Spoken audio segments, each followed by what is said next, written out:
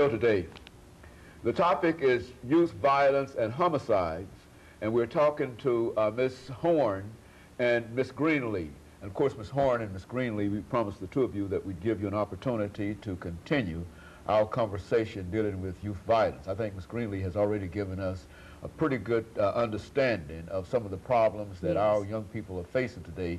But let's have you two make some statements in reference to about your organization and some of the things that you'd like to see happen as a result of this show. Well, what I like to see happen is I like to get more people to get involved with us, get involved with the community, to get involved with Galaxy Star, all the youth to get involved, and I like for the community to get involved with everything that we're doing. And I would throw a, well, I was going to say a number I want to give out. If you need to contact us, contact Mary, 573-6525, or contact Ms. Greenlee at 589-8984, and we're here to help. But I'm asking everyone, and I'm asking volunteers to get with us and help us to help our youth today, because there's too much crime and violence going on in this world. You know, I haven't had a loved one to die from crime and violence, but I did have a loved one to die, my brother, from dealing in an activity as playing in the band on his way back home. So to me, that still was devastating to me by him dying. And of course, Ms. Greenlee, you've had some personal experiences in reference to all of this, and let's see if you want to talk about that. Oh, yes. You know, first of all, just let me say this real quick, that you remember the saying, it takes a village to raise one kid. That is true. So everybody, please keep remembering that. The 13-year-old, at the age of 13, I said I had a baby. The baby was a boy. His name was Rodriguez Donnell Greenlee.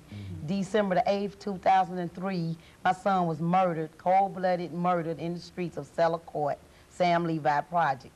It was a drug-related program, I mean a drug-related incident, and but what has happened, everything that's happening now, like I was so angry when I saw that on the news too. They wanted to, all the people that had got killed, they had a nerve to have how many times they've been arrested for drugs, how many times they, what their background looked back, how many times they dropped out of school. That is not the price of butter here. This don't have anything to do with that. And that irks me when the first thing they come, I don't care what they done. They was a child of God and they was our kid, and they didn't deserve to die like that. So when my son got killed, it changed my whole life. That was my only son. So what has happened now, I urge these young kids now to leave these gangs alone in this gang memory. And you know, they told it was 300 people at my son's funeral. They came to me and they said, Miss Greenlee, we sorry. I got your back. Your son, that's my road and all that. And when it's time for me to go to court, did nobody show up for my son. My son killer is walking out here right today to do something to somebody else's child and to have that mother going through what I'm going through. So I'm here to let them know there's no gang. There's nobody but God. That if you don't have a parent, go get somebody else's parents and talk to. I love my son. My son was a good boy. He didn't deserve to die like that. All these murders we done had in the last 6 months. But the killing part about it, let me say this right quick. When I called and asked the cops about who worked the case on my son, who got my son out of the street, they blowed my son, shot my son in the neck. The bullet came out so hard and big that they said his braids was laying in the sidewalk. Now, do a mother need to hear stuff like that? No. And then sit here and I got to be as bold as I am, but I'm passionate because of Jesus Christ, to know that this murderer is still out here in these streets and wasn't no justice done. See, wasn't no justice was done. They wasn't trying to find out who really killed my son. They wasn't trying to make nothing stick to this young man because he wouldn't have been out here. I don't care about no witness didn't show up. But what I'm telling everybody now, quit saying they got my back. I'm your road dog. I'm going to be there for you, because you're not. You're going to die by yourself. You're going to go to that penitentiary cell by yourself. So what you need to realize is that's a college out there waiting on me, not a funeral home waiting on me. So let me go and get back into class, get back into school, and get around somebody who believe in y'all. I believe in all my young kids. I want them to get their pants up and all these braids out their hair, but I'm going to work with them until they feel comfortable enough to do that. But the only thing I'm saying now, my son Rodriguez Greenlee name going to always be in memories. I wrote a poem in his obituary. Your mother will always fight for her young people out here as long as I live. As long as God give me that breath. I was doing this before my son got killed, and I'm going to continue to do it now. But I'm letting them know it hurts. It really hurts to sit here and have to watch all these murders go on and don't nothing be done about it. And the only thing that's gonna be done about it is the community. I don't care. I want to hear none about no police didn't do this, the security guard didn't do this. I want to hear some mothers and some fathers come out here. The pastors need to come out here. The pastors need to go to some of these hoods, go to some of these doors that you scared to go in. We're scared too, but I knock on the door in a minute. I know a bullet gonna hit me, but it got God's name wrote on it from me. So I want you to come to me and say, okay, Clemens, go and live in the apartment and let's do some change. Ministry is going there tonight. They are going and talk Pastor Westbrook. But I want other pastors to come out of the church.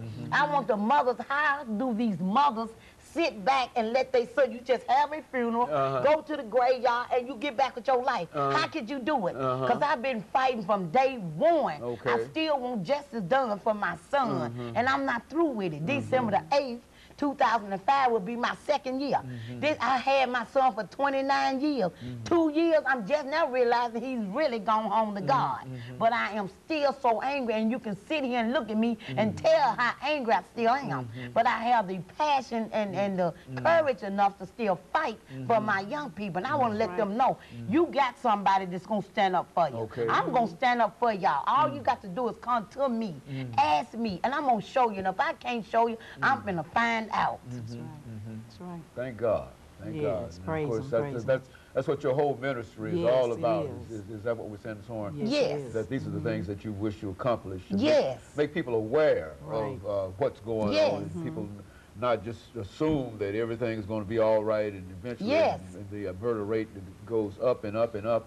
And some of these, and I like what you said, Ms. Greenlee, about some of these young people that such a tragic thing has happened in their lives, but you also said that they don't even have any idea about what's going on. They don't have a clue. They don't have a clue. They don't have a clue. They thinking they bad. They done gassed them up back there. You know, I bet you won't shoot them. I bet, man, I wouldn't let them do that. You are not a punk, and you are not a weasel.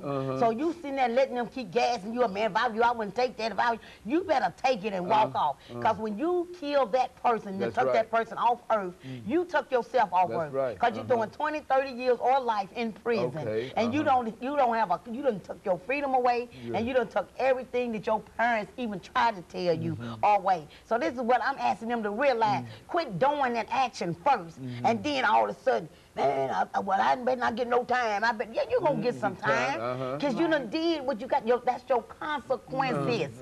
So when you sitting up there and you let somebody gas you up, you better think a second time before you pull that trigger, because you just took somebody's life that won't never be back to come back. And what's so angry about it, all the ones that are killing each other are black on black crime. And I got to say that I ain't prejudiced at all, but when them white folks do go kill somebody, take 15 out at a time. You guys are going around here plucking out one person at a time, one person at a time, and it's unnecessary. So if they give me one good reason, why did you kill that man? Man, he robbed me. Man, he took my dope pack. Man, he was with my little woman. You don't even know how to spell the word, you know, so you're sitting here and ending your life, and you wonder why we don't have black leaders. We don't have black leaders because you won't give yourself a chance to be now. And it makes me so angry. And it was a discussion on the radio today about, well, what about the young girls? Okay, the girls got a big part in it too. They need to get back in school, get off of welfare, quit having all of these babies when they know the dad is not there for them. And then you come and talk to me. I just told you I was 13 and got caught. You ask me why I'm sitting here looking like this now, because I had to experience what I went through. But I'm willing to stop y'all before you experience the lifestyle that I experienced. They don't want to experience, not with the stab wounds in my back, the scars on my face from beat down and being tortured and all that. They don't want that. So I'm giving you the opportunity. Come to me. Let me say this. Yes, ma'am. And the person that get killed, the parents. If you don't have parents or if you got family members, don't be as scared, because there's an organization out here that will help them to get through this. Because a lot of people sit back and won't say anything. Speak up. Don't be having this hurting inside of you. Someone is here to help you.